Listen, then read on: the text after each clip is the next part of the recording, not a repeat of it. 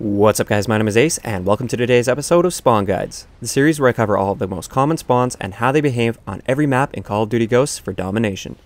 In today's episode, we're going to be covering the last of the Devastation DLC maps, and that is Behemoth. Let's get into it.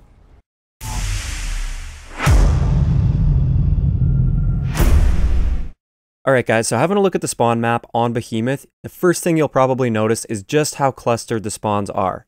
This is a very long and very narrow map, so this is basically the only way to have the spawns on this map. And it's not really as important with this map to learn every single spawn location.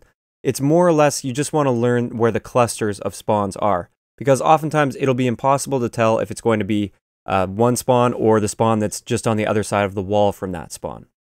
So for the A flag, as you can see, we just have spawns that are clustered all around the A flag. Almost every one of them is on the top level. You'll notice there is one spawn that's on the bottom level, and that's one that you kind of have to pay attention to. Everything else is basically spread evenly around the A flag. And I do know that I'm missing a picture for one of them, and that's just because I had to uninstall the DLC maps because I couldn't find any games with the DLC maps installed. So I had to delete that, and beforehand I collected all of this data, and now basically the map pack's gone, so I can't get that picture of that spawn, so I do apologize for that, but it is really straightforward. It's basically just the mirror to the spawn that's right next to it. So these spawns all behave exactly how you would expect. They're anchored by teammates and blocked by enemies. So if your team holds the A flag and they're pushed up towards the B flag, if the majority of your team's pushed up, they'll likely spawn at one of the spawns on the left side of the map as you're looking at it right now, the ones that are pushed up a little bit more towards the B flag, rather than the ones way at the back of the map.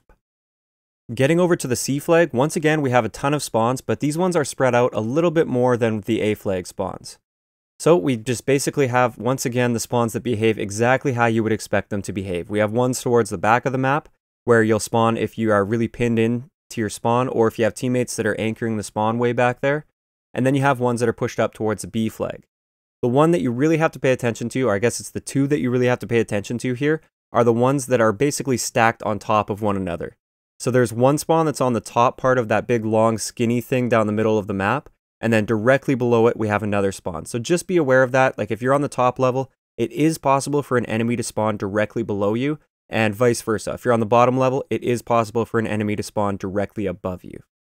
Now finally, we actually don't have any B flag specific spawns on this map. We do have some shared spawns though. The reason these are shared spawns rather than B spawns is because you can spawn at any one of these spawns by not holding the B flag and just holding A or C, but they most commonly do happen when you hold a home flag as well as the B flag. So for example, if you hold the A flag and the B flag, then it's very likely that you'll spawn on one of the spawns that are on the right side of the map as you're looking at it right now. And if you hold the C flag, it's very likely that you'll spawn at the C spawn, or the shared spawn that's closest to the C flag that you can see there. That is assuming that your teammates are pushed up on the map and not anchoring your spawn towards the back of the map.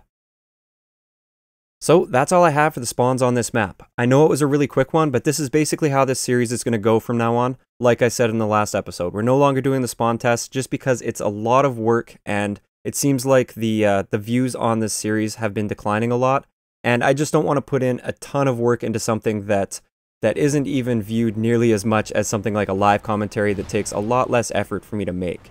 So I know that might sound kind of bad, but it's just the reality. I'm not putting the extra few hours in when I'm actually going to be getting less views than I normally would. But I will not stop this series. I'm going to be finishing all of the maps.